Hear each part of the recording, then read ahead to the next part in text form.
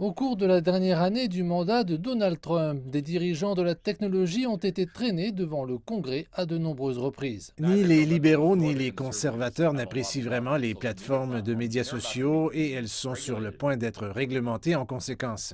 Au centre du débat se trouve l'article 230 de la loi de 1996 sur la décence en matière de communication. La loi empêche les plateformes Internet d'être considérées comme des éditeurs ou des orateurs de contenu tiers, à l'exception des violations impliquant des activités criminelles. Les entreprises elles-mêmes sont ouvertes à un certain type de changement. Mark Zuckerberg de Facebook a déclaré qu'il fallait une forme de réglementation pour certaines de ces choses. Mais en même temps, elle ne souhaite pas que cette loi particulière soit complètement annulée, car cela les place à un niveau de responsabilité qui leur sera presque impossible à surveiller et à gérer. Au cours des derniers mois de mandat de Donald Trump, dans le cadre de poursuites distinctes, le gouvernement américain et plusieurs dizaines d'États ont poursuivi Facebook et Google pour comportement monopolistique.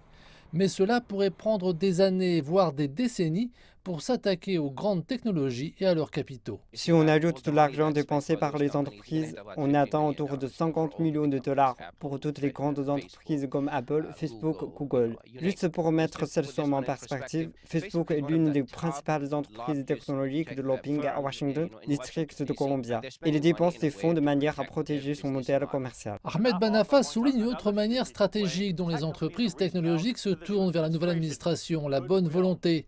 Amazon a récemment proposé de tirer parti de ses opérations et de ses capacités technologiques pour aider à la distribution de vaccins sous le gouvernement Biden. Quant à Google, il vient d'annoncer qu'il ouvrira certaines de ses installations pour servir de site de vaccination. C'est leur façon de dire qu'elles ouvrent vraiment leurs portes, apportant une solution sans alimenter le problème. Une autre question problématique à l'ordre du jour concerne les relations technologiques glaciales avec la Chine. Je ne vais pas le mettre dans les éléments dont je suis responsable. C'est le responsable de la cybersécurité du gouvernement Trump qui a expliqué l'année dernière à un dirigeant de Huawei pourquoi il avait interdit les produits du géant chinois.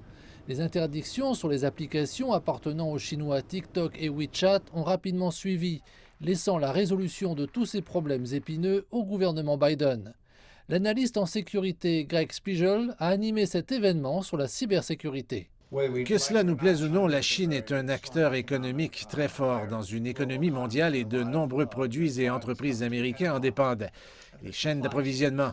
Je prévois donc que le président Biden examinera ces questions par des décisions beaucoup plus pragmatiques fondées sur des faits plutôt que ce qui semble être parfois des réponses émotionnelles. Lundi, interrogé sur Huawei, l'attaché de presse de la Maison-Blanche, Jen Psaki, a déclaré que le président Biden était fermement résolu à faire en sorte que les entreprises chinoises ne puissent ni détourner ni violer les données américaines. Interrogée sur TikTok, elle n'avait aucune information à partager, ajoutant qu'elle chercherait à en obtenir plus.